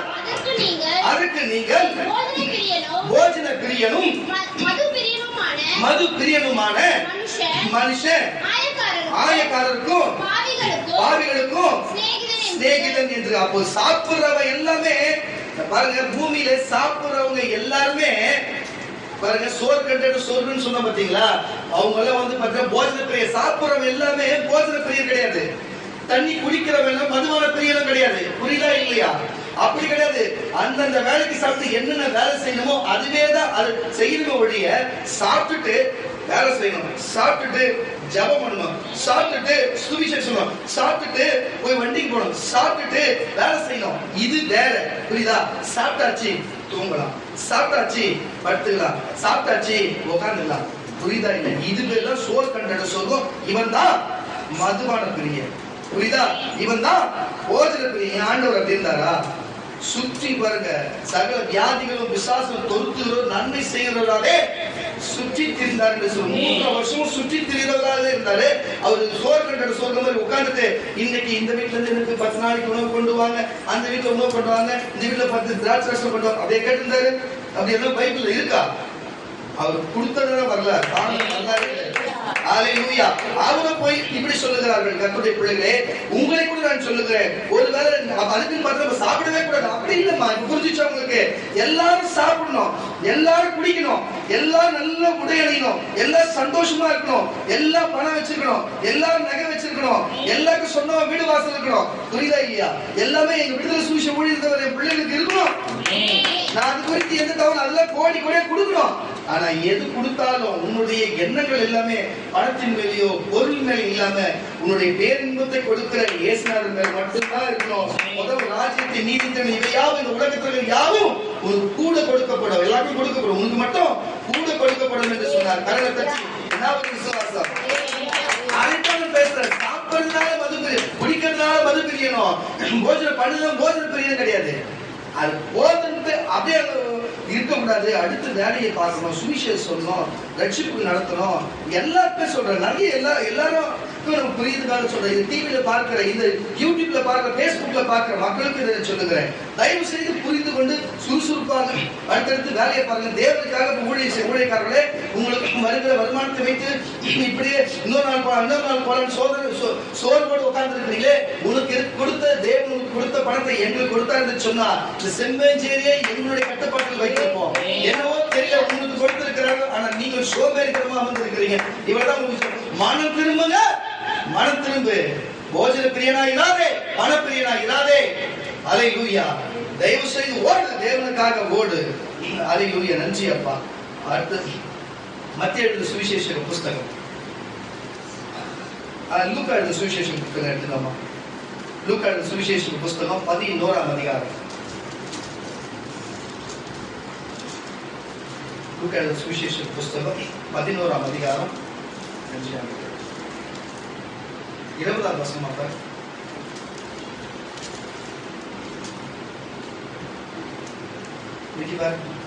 லூக்கா எழுதின சுவிசேஷ புஸ்தகம் 11ஆம் அதிகாரம்.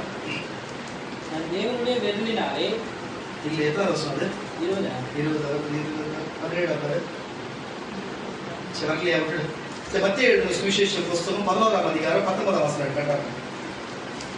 மத்திய எழுதின சுவிசேஷ புஸ்தகம் 11ஆம் அதிகாரம் 19ஆம் வசனம். சீக்கிரம். மனுஷகுமாரன் போஜனமானம் பண்ணுகிறவராய் வந்தார். பாருங்க, மனுஷகுமாரன் போஜனமானம் பண்ணுகிறவராய் வந்தார். அதற்கு அவர்கள் இதோ போஜன பிரியனும் மதுபான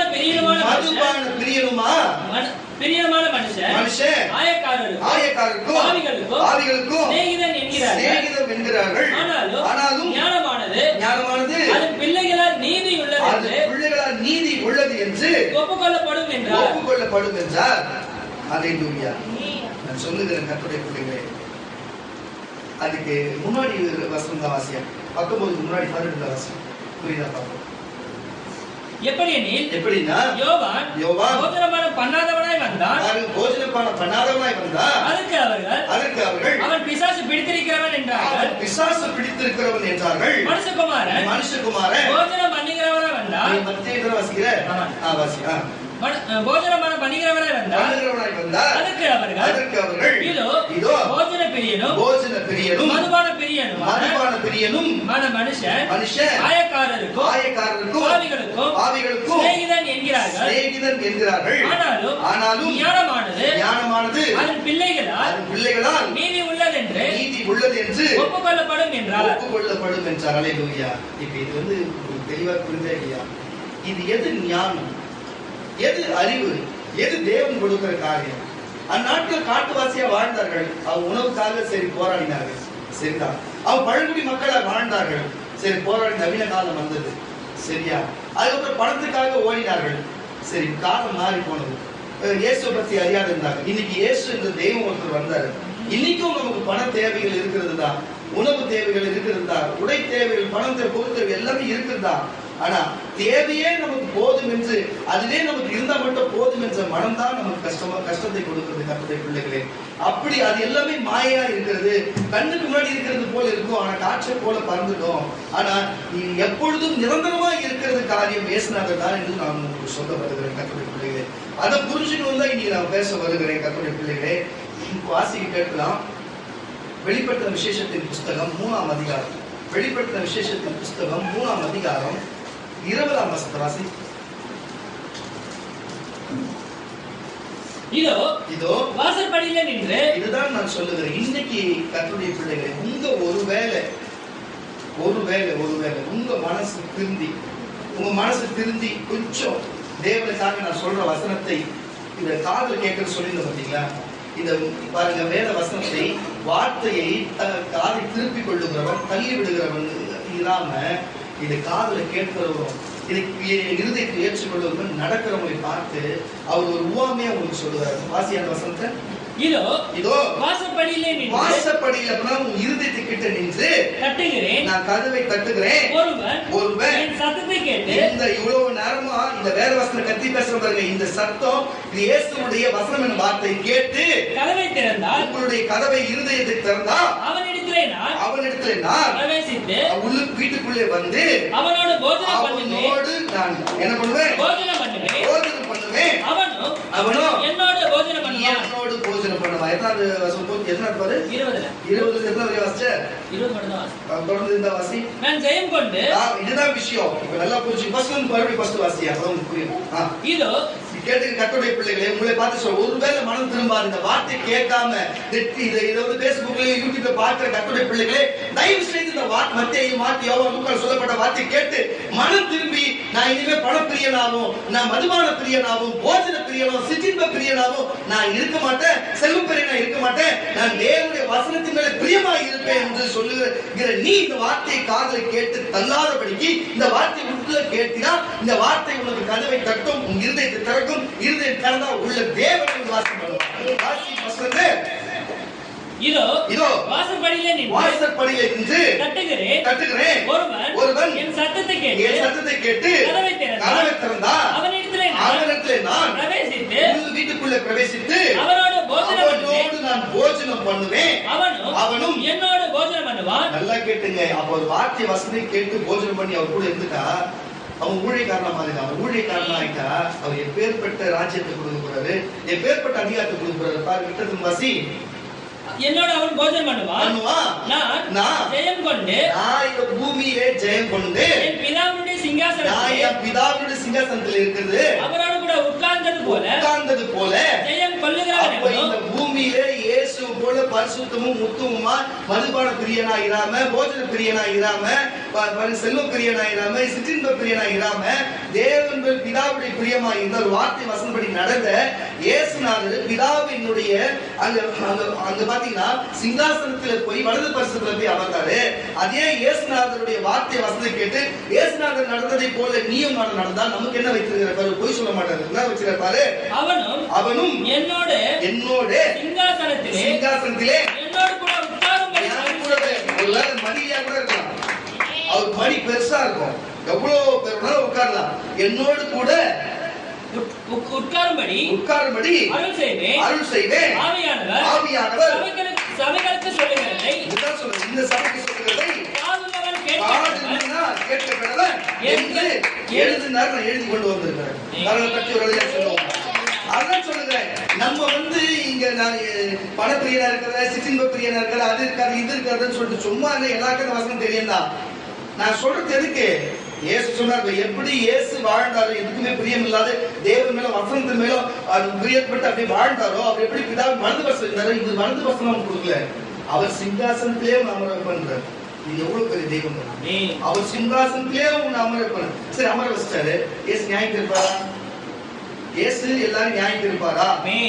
அப்ப நீங்களும் நியாயம் இருப்பீங்க. இயேசு பரலோகத்துல வீடு இல்லா, உங்களுக்கும் வீடு இருக்கும். அதுதான் சொல்றேன், உங்களுக்கு புரிய மாட்டேது. அவருக்கு சொல்றாருன்னா உங்களுக்கு அதை கொடுப்பான் என்ற அர்த்தம். அல்லேலூயா.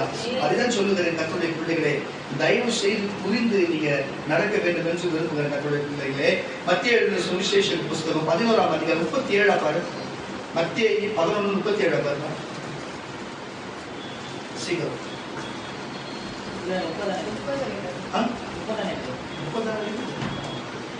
27 மத்தேயு 11ஆம் அதிகாரம் தானே?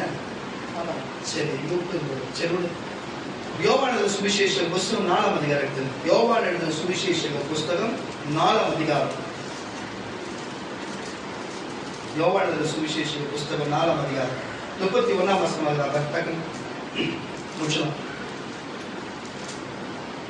யோவான் சுவிசேஷ புஸ்தகம் 4ஆம் அதிகாரம். இப்படி நடக்கையில் எத்தனாவது வசனம்? 31 ல இருந்து 34 வரை வாசிங்க. இப்படி நடக்கையில் சீஷர்கள் அவரை நோக்கி ரவி போஜனம் பண்ணும் என்று வேண்டிக் கொண்டார்கள். நல்லா கேட்டுங்க.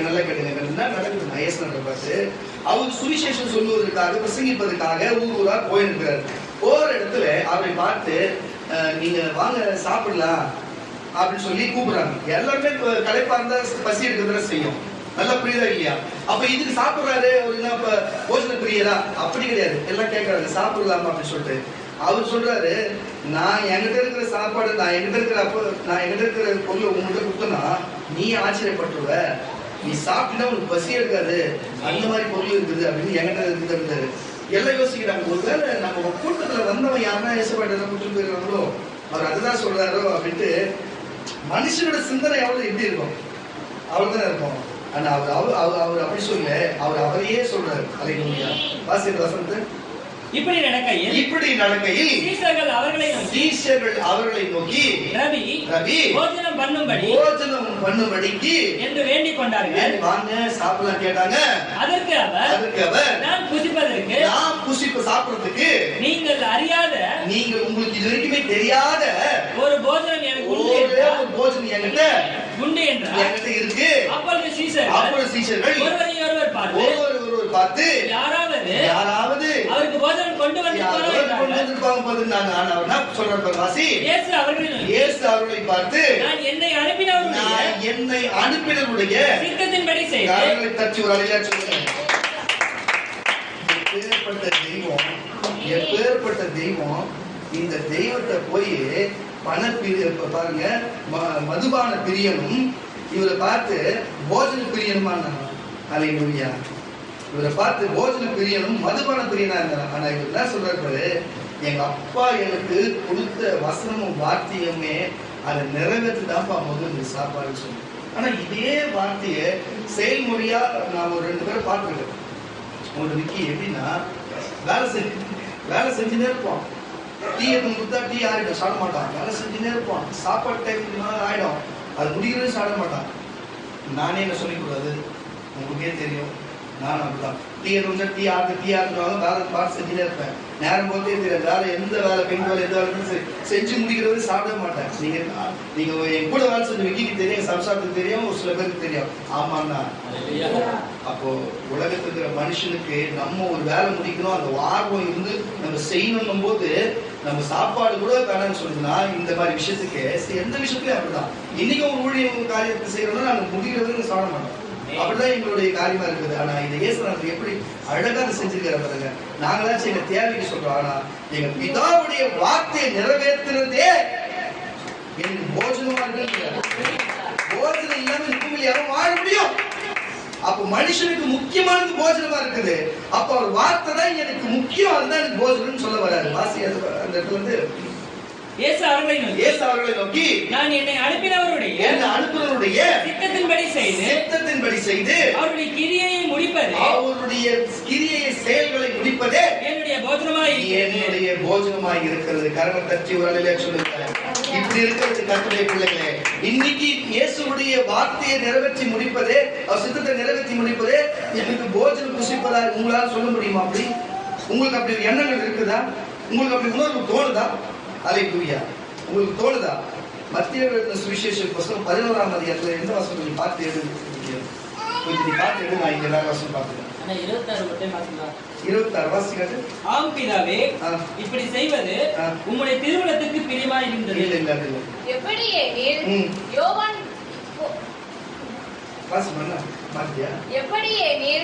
யோவான் போஜனம் பண்ணாதவனாய் வந்தான், அதற்கு அவர்கள் அவன் பிசாசு பிடித்திருக்கிறவன் என்றார்கள்.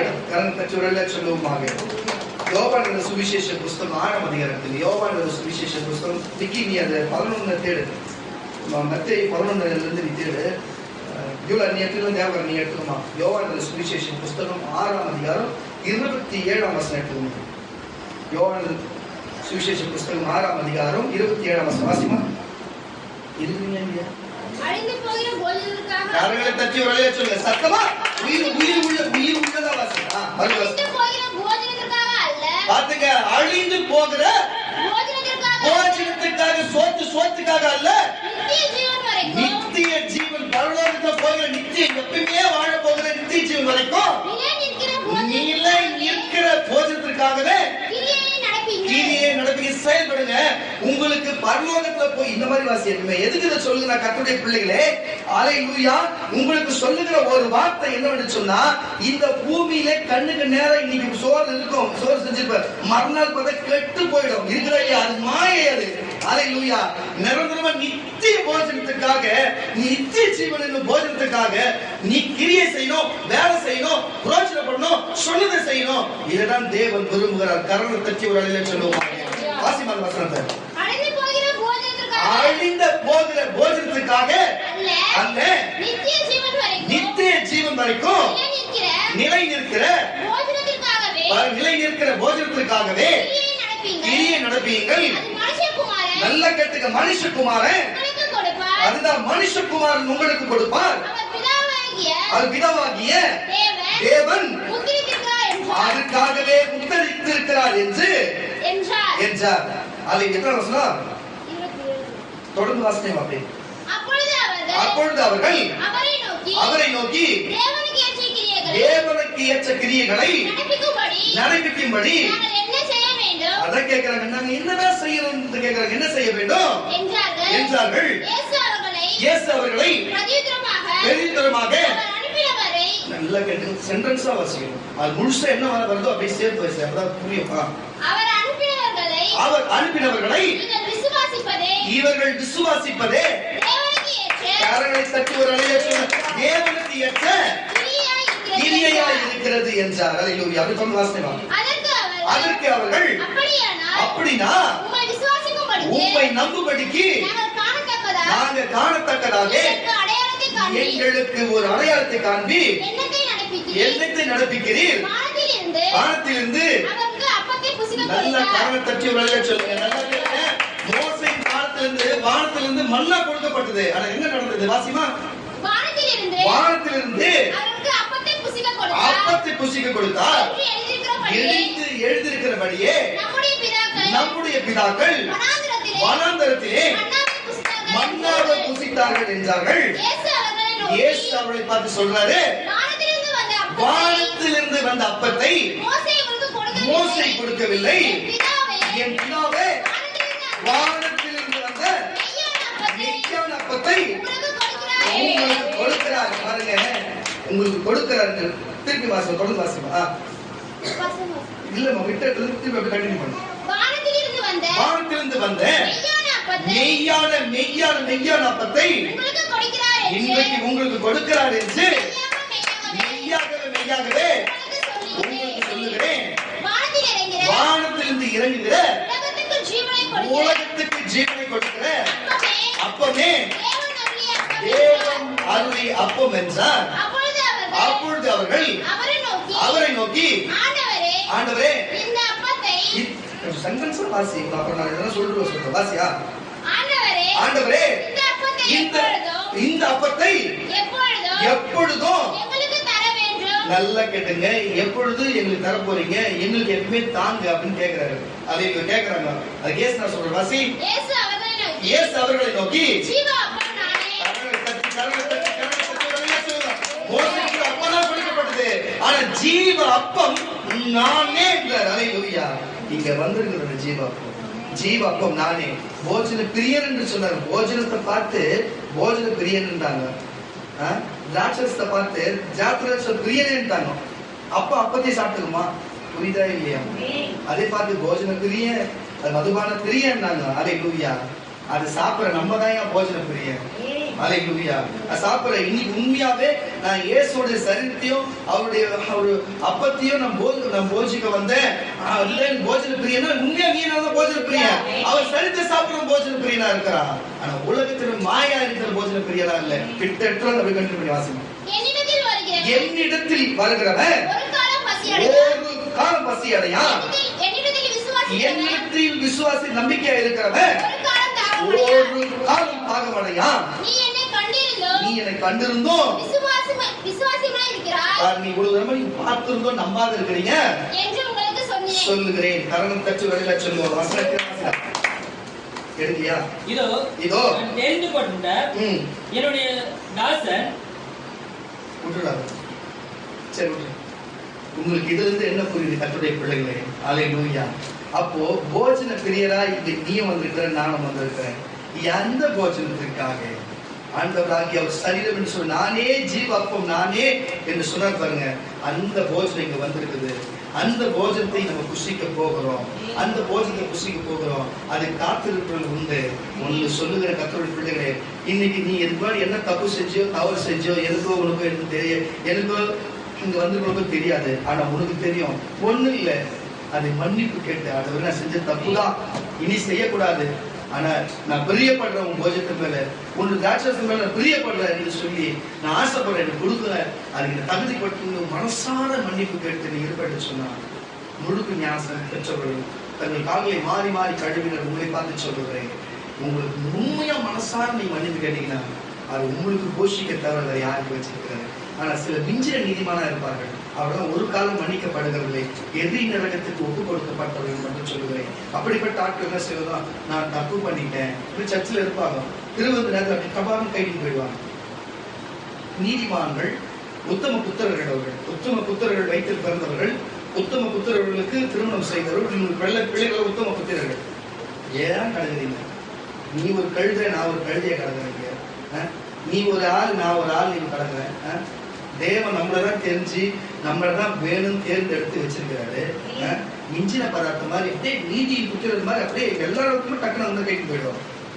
நீ எல்லாம் மன்னிக்கு உனக்குலாம் இப்படி போறவங்கலாம் மன்னிப்பே கிடையாது. இயேசுவின் நாமத்தை உனக்கு மன்னிப்பே கிடையாது. நீ சபைக்குள்ள நுழையறதே கிடையாது. இனிமே உங்க வாழ்க்கையே கிடையாது. ஓடிங்கிறது உனக்கு வேற என்ன வச்சுக்கோ, உன்னுடைய பங்கு வேற என்ன வச்சுக்கோ. ஒழுங்கா மன்னிப்பு கேட்டு, என்ன மன்னிக்க முடியாத கொலை பண்ணிட்டியா, இல்லை எவனா வச்சுக்கியா, என்ன பண்ணிட்ட, ஓ மன்னிப்பு கேளு, தேவட்ட மன்னிப்பு கேளு. மன்னிப்பு கேட்டுட்டு நான் ஒன்று சொல்றேன் கர்த்தருடைய பிள்ளைகளே, ஒருத்தருடைய பரிசையன் வந்து ஒருத்தர் வந்து கேட்கறான், பரிசையன் கிட்ட வந்து கேட்கறான், ரவி எங்க வீட்டுல நீ சாப்பிட வரீங்களா, போஷன் பண்ண வரீங்களா? சரி போலான்னு சொல்லிட்டு போறாரு. அப்போ போலான்னு சொல்லிட்டு வீட்டுக்கு போகும்போது பார்த்தீங்கன்னா எல்லாரும் ஃபுல்லாக அந்த ஃபுல்லாக பரிசையர்களும் பெரிய பெரிய செல்வந்தர்களும் அமர்ந்துருக்கிறாங்க. அமர்ந்துருக்கும்போது சாப்பாடு வந்துடுச்சு. அது கை கழுவுல கை கழுவாத அப்படியே சாப்பிட்றதுக்கு எல்லாம் எல்லாரும் அவரே நோட் பண்ணினே இருக்கிறாங்க, எல்லாமே பார்த்துட்டு இருக்கிறாங்க. திடீர்னு உள்ள ஒரு பொங்கலை ஒடியாந்து அழுதுனே ஒடியாந்து வந்து டக்குன்னு ஒரு காலை பிடிச்சிக்கினேன் அழுவுது அப்படி ஒரு அழுது அப்படியே கண்ணில் தண்ணி அப்படியே தாரையா ஊற்றி பேசப்பட காலையில் நனையுது. எப்படி அந்த கண்ணீர்ல பட்ட ஒரு நனையுது. உடனே அந்த முடி வேற அவுத்து விட்டதுனால முடியிலேயே தொடங்குது. தொச்சில இருந்து கால் முத்தே இருக்குது. ஒரு கட்டத்துக்கு மேல என்ன ஆயிடுச்சுன்னா, இங்க எனக்கு வலது பக்கத்துல பாத்தீங்கன்னா அந்த சுவிட்ச் பாக்ஸ் மேல ஒரு சின்ன டப்பா இருக்கு தெரியுங்களா, அந்த டப்பால அளவுக்கு ஒரு தைல குப்பி இருக்கும். அது எப்படின்னா பரிமள தைலம் சொல்லுவாங்க. ஒரே ஒரு அவுன்ஸ், ஒரு குட்டி அவுன்ஸே அப்பவே ஆயிரக்கணக்கான வெள்ளி காசுக்கு அளவுக்கு போகுமா. அப்போ ஒரு நாள் ஒரு ஆயில் முழுவதும் ஒரு அடிமைக்கு ஒரு பெண்ணோ இல்லை ஒரு வீட்டில் ஒரு எஜமான்ட்ட வேலை செஞ்சா அவங்க அதை ப்ரிப்பேர் பண்ணும்போது அவங்க கொஞ்சம் அவங்க ஒரு 2 சொட்டு 3 சொட்டு கொடுப்பாங்க நாளைக்கு பணத்துக்காக. அப்போ அதை சேர்த்து ஒரு 100 ml 150 200 ml கூட வச்சுப்பாங்க. இல்லை அவுன்ஸ் கணக்கில் கொடுப்பாங்க. ஒரு லேசாக ஒரு அவுன்ஸ் அந்த துணியில் வச்சு எடுத்து உடம்பு கடலாம் ஒரு நாள் ஃபுல்லாக அந்த மனம் இருக்கும். சிலருக்கு ஒரு நாளைக்கு கூட இருக்குமா. அது அவ்வளோ பெரிய விசேஷமானதான். அந்த பாட்டில் அவங்க லைஃப், அவங்க வாழ்க்கை, அந்த வாழ்க்கை தான் அந்த பாட்டில். அந்த பாட்டில் அப்படியே எடுத்து வந்துட்டு உடைச்சி ஏசப்ப காலில் ஊற்றி கழுவிட்டாங்க. வாழ்க்கையா இருந்தாங்க. அப்போ இப்படி ஒரு பெரிய விஷயம் நடந்துக்குது. அங்க இருக்கிற பரிசைகளை பார்க்கறாங்க. இவரு தேவனுடைய குமாரனால இது தீர்க்கதரிசி தானே. காலை தொட்ட உடனே இவங்க யாருன்னு ஒரு பாவின்னு தெரிஞ்சிடாதா? இவரு இன்னும் தெரியாத இருக்கிறாரு. உங்களுக்கு புரியுதா இல்லையா?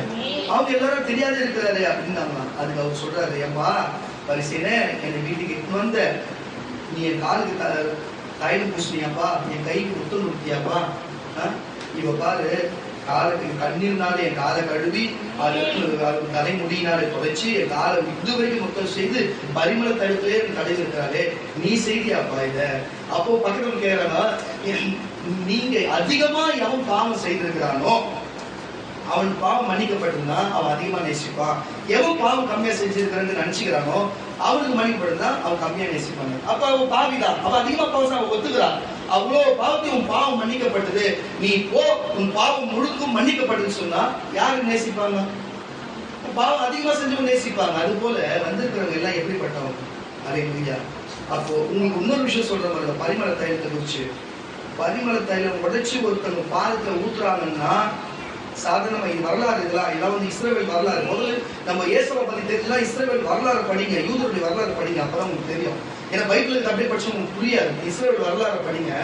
அப்போ ஒரு பெண், ஒரு குமாரத்தி ஒருத்தி அவ இருப்பானா, ஒரு ஆண் மகன் குஜபல பலாக்கிரம சாலியை போல ஒருத்தர் அவனுக்கு பிடிச்சிச்சுன்னா காலத்துக்கு அவன் கூட தான் வாழணும்னு அவன் நினைச்சிட்டான்னா, புரியுதா இல்லையா? அவருக்கு முன்னாடி அவன் நேருக்கு நேரம் அவனை பார்த்து அவன் காலில் பார்க்குற மாதிரி உடைச்சு அந்த பாட்டில் உடைச்சி அவன் காலில் நடைகிற மாதிரியோ கீழே அவனுக்கு எதுக்கு உடைச்சி ஊற்றிட்டாங்கன்னு வச்சுங்களேன், அவன் ஊர் சட்டம் எப்படின்னா அந்த பொண்ணுக்குள்ள தான் வாழணும், வேற வழியே கிடையாது. அது நல்லவளோ கெட்டவளோ எப்படியோ அவருக்கு தான் வாழணும். அதனால தான் ஆம்பளை பசங்க ஓடி ஓடி ஒழிஞ்சு ஓடும் அவங்க பொம்பளைங்களை பார்த்தாரு இந்த ஊர்ல. ஏசுநாதர் கிட்ட அவங்க என்ன செஞ்சுக்கிறாங்க பார்த்தீங்கன்னா, புரியுதா இல்லையா உங்களுக்கு? எந்த வீட்டில் வந்து ஏசுநாதர் பாதத்துல அதை உடச்சி ஊற்றிருக்கிறாங்க, என்ன அர்த்தம் புரியுதா இல்லையா? நீ என் மனவாளன்றாங்க நேரடியாவே. அவங்க ஏசுநாதர் என்ன பண்ணியிருக்காங்க, உண்மையை ஏத்துனாங்க. வாமா நீ நான் மனவாளன் தான், நான் இல்லைன்னு சொல்ல, நீ எனக்கு மனவாட்டி தான், அப்படியே ஏத்துனாரு. ஆனா பூமியில இல்ல, பரலோகத்துல. பூமியில இருக்க மனவாட்டி கிடையாது பொண்ணு, பரலோகத்துக்கு நீ எனக்கு மனவாட்டி, எல்லாருமே எனக்கு மனவாட்டி தான் சொல்லி அப்படியே தன்னை வேணும்னு தன்னை அர்ப்பணிச்ச உடனே அவங்க பாவம் மன்னிக்கப்பட்டது. அவங்க எப்படி நேசிச்சு அவர் பேசுறாரு பாருங்க, அவங்களுக்கு ஏத்துக்கிறாரு, முழுசாவே ஏத்துக்கிறாரு. ஏத்துன உடனே அவரு ஒதுக்கல, அவங்க தப்பானவங்க தெரியுது ஆனா ஒதுக்கல, அப்படியே அவங்க பேசுறாரு. நீங்க செஞ்சீங்களா, இவ்வளவு பணக்காரர்கள் நீங்க செஞ்சீங்களா, ஒண்ணுமே இல்ல, பாதியா ரெண்டு செஞ்சாலே அவ பாவம் மன்னிக்கப்பட்டிருந்தோம். பரிமளத்தை உடுத்தி அவ்வளவு ரேட்டு, அவ்வளவு அவர் பார்த்து உடச்சு ஊதிதான். அவர் நேசிக்கிறார், எனக்கு வேணும்னு சொல்லிட்டு ஏசுறாரு. ஆமா ஏத்துக்கிறவங்க, நான் உங்க மனவாளம் தான் இல்ல பரலோகத்துல மனவாளம் ஏத்துக்கிறாரு. இந்த பூமியில என் மகளா இருக்கிறேன்னு சொல்லி பாவத்தை மன்னித்து அனுப்பிச்சாங்க. அப்படிப்பட்ட காரியத்தையே மன்னித்து தேவன் ஏற்றுக்கும் போது கரெக்டா கூட்ட முடியுமா சைலண்டா அப்படியே ரயில் இன்ஜின் ஓடுற மாதிரி என்னத்த நீ போய் என்னத்த செஞ்சிட போற, என்ன வாழ்க்கை என்னத்த செஞ்சிட போ, இன்னும் செய்யக்கூடாது. சில பேர் மற்ற நேரத்துல வரலாம், ஆனா திருவம் தண்ணி கூட கலந்து கொள்ளாதுங்கிறீங்க. நீங்களாம் எங்க போய் உருப்பட போறீங்க, என்ன செய்ய போறீங்க?